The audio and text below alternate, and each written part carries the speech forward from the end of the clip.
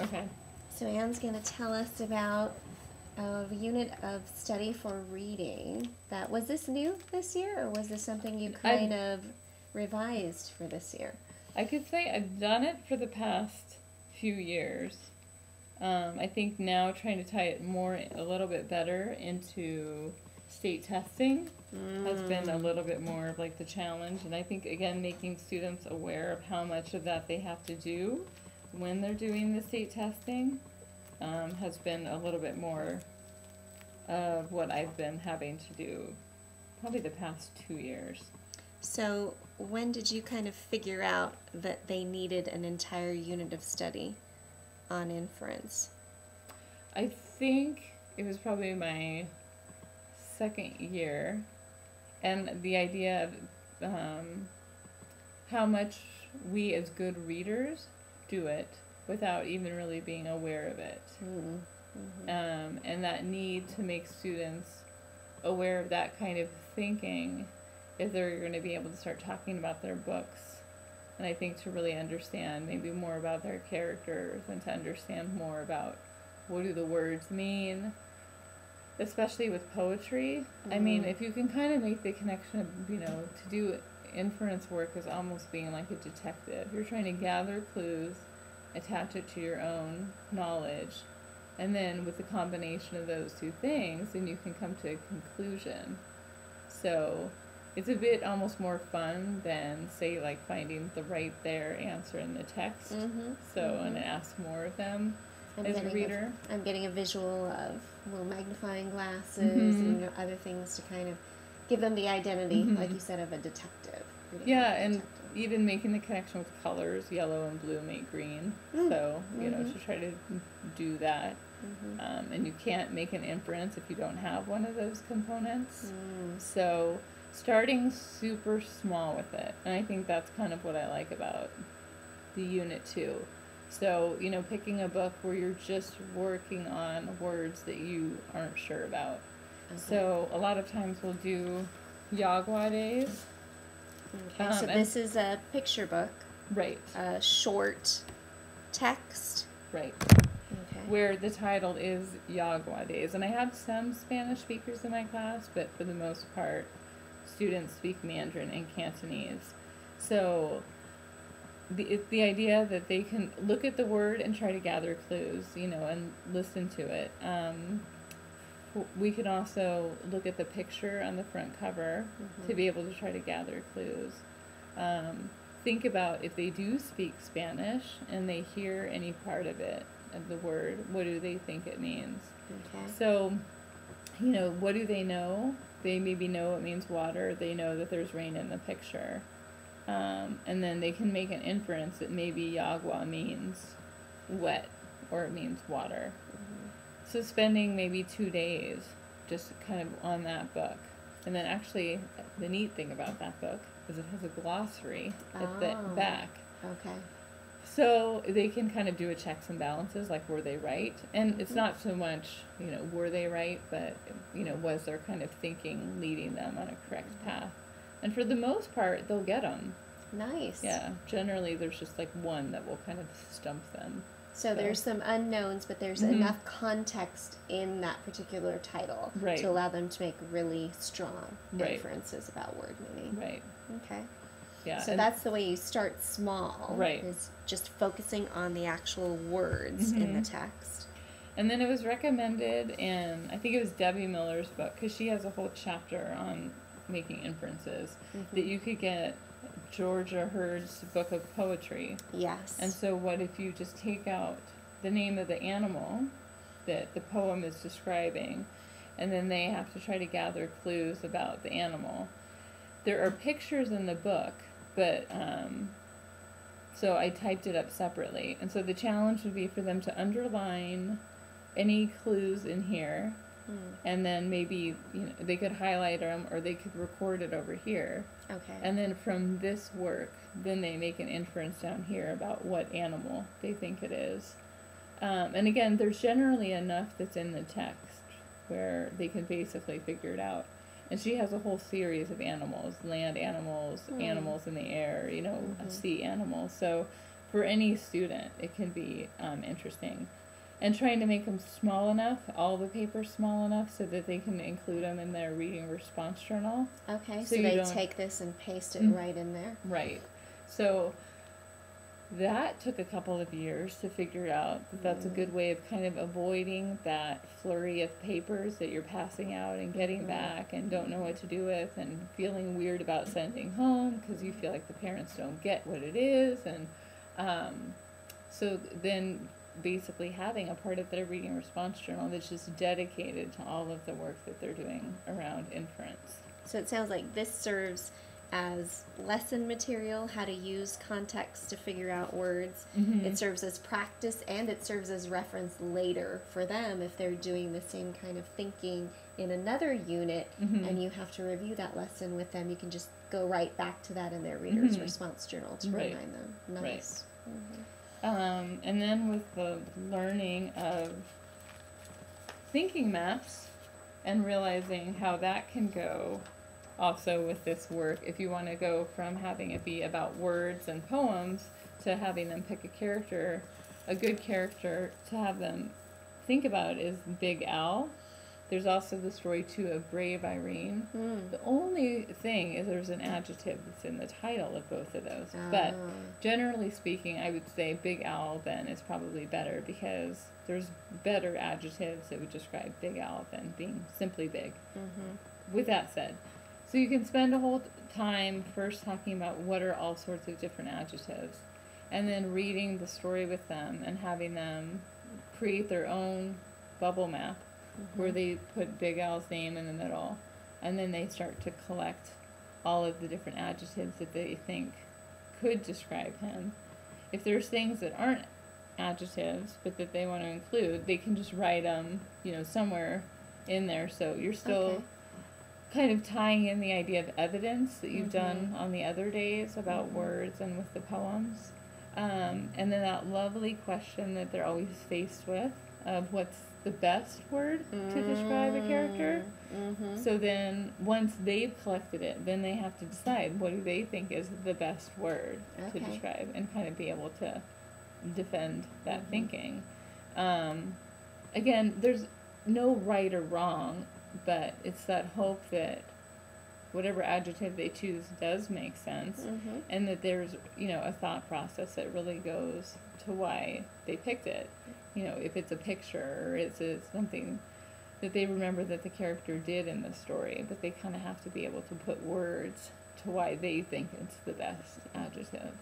And I did see today at a Thinking Maps workshop that I was at a possible addition of either page numbers here or even inside the bubble. And so maybe the best one could be the one that occurred most frequently. I have a lot of evidence for brave as opposed to clumsy because you're right. So often they're really asked why or defend your thinking in some way. Yeah.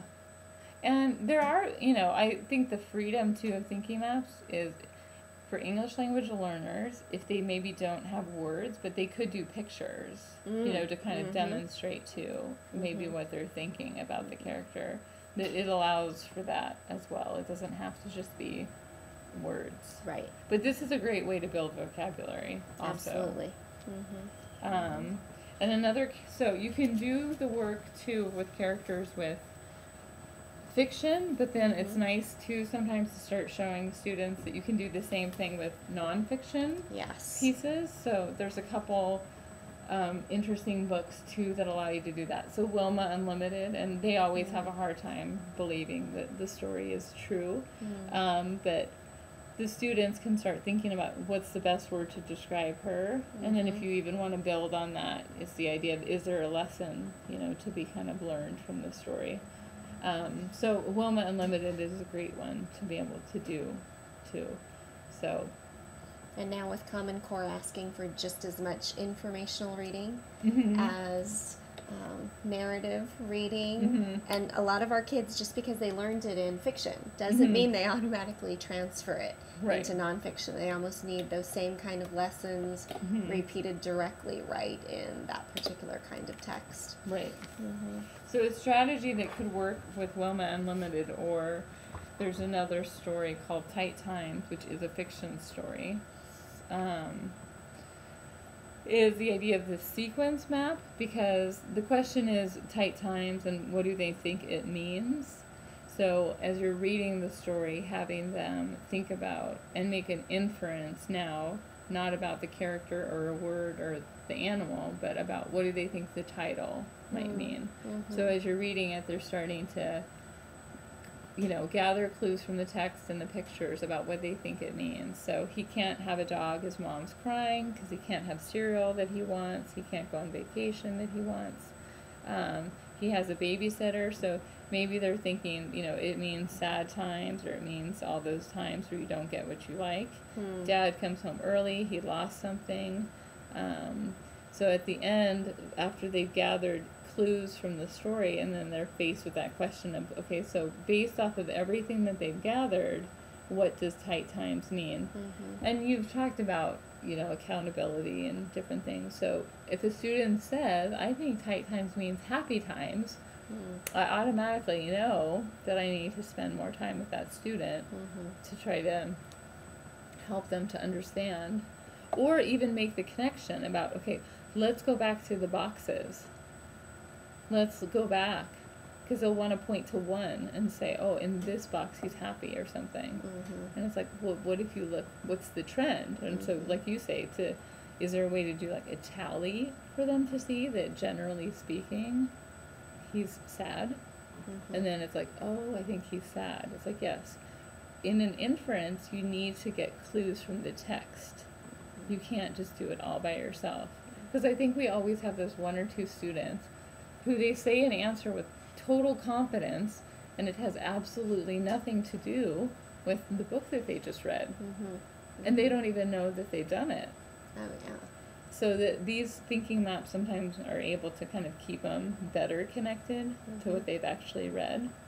And what you said earlier about it could even be, if there's a couple beginners, a couple photocopies of those particular illustrations from the text where they can see the facial expression and they can just even get the feeling, the tone from the illustrations if they can't quite handle the words necessarily. But yeah, it's all evidence-based.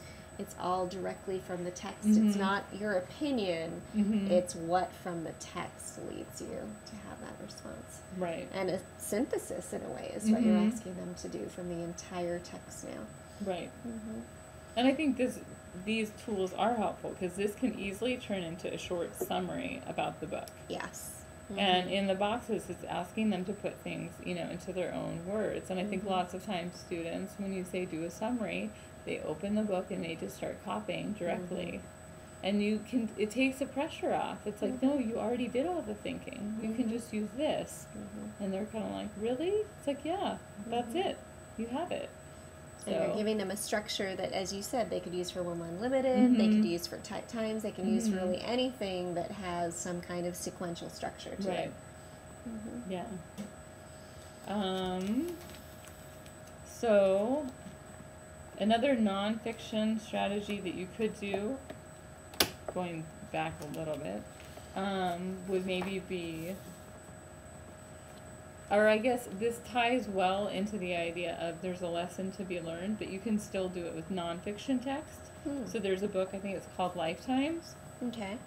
So they give information about, the animal, and then down here they give what is supposed to be kind of the big idea about the animal. So what I have done in the past is you just black it out with, a Sharpie, and then you copy it. So they get that, and then their job is to decide what they think is the big idea. And it's nice because it's this short text. When it's long, that's too difficult to start with. This is just getting those muscles kind of built up with approachable kind of stuff. That's interesting. I would think most of them don't mind reading about African crocodiles. Yeah. And even that book of fables, it's just a one page. Arnold LaBelle's book. So, I mean, traditionally I do that in my folktale unit of study, but I mean, you could easily incorporate it into a work about inference. And the same thing, I just fold down the paper when I make a copy, and then they have to go ahead and decide what they think the moral or the lesson is from that one page story.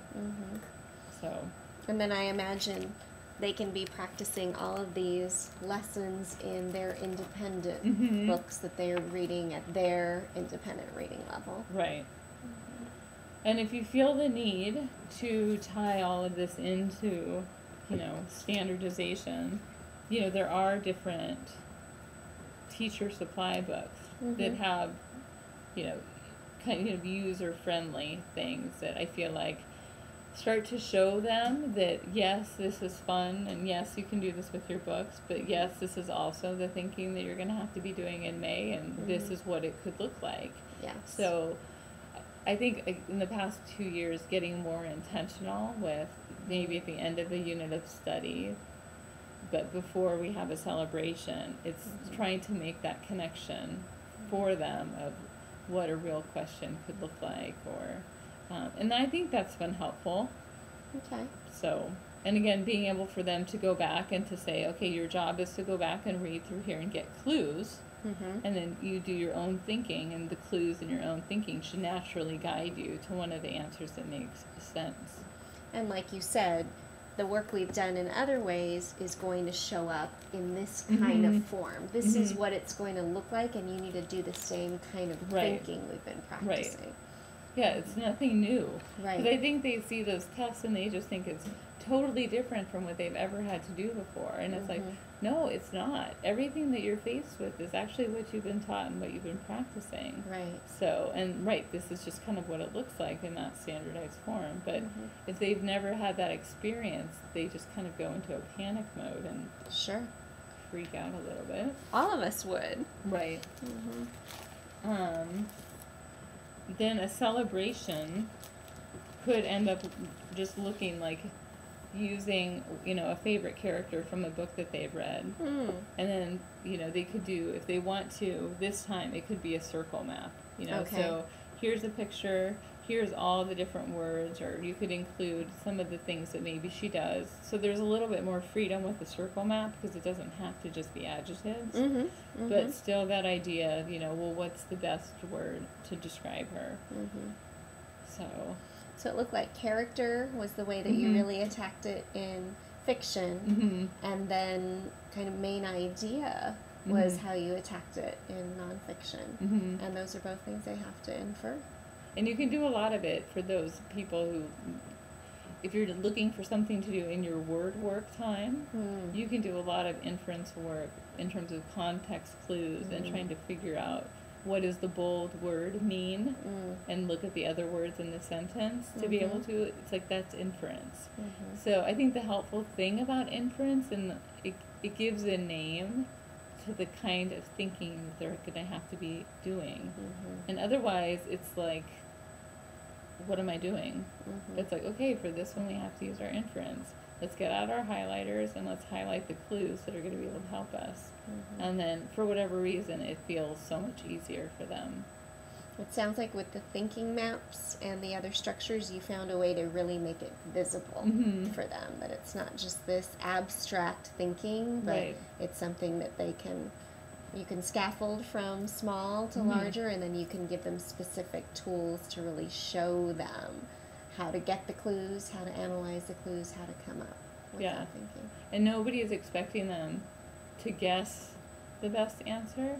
There's a best answer, and it's based off of something in the text. Like you say, I mean, it's clues. Their only job is to be the detective to find them. And once they do that, then it's easy. So it just becomes a matter, I think, of a lot of it, of they have to be able to take the time to do that. And trust that if they take the time, then it will be easy to identify what the best answer is. So, sounds like that trust issue comes up again, Anne. Again and again and again. Well, thank you. Thank you again of course. for the time.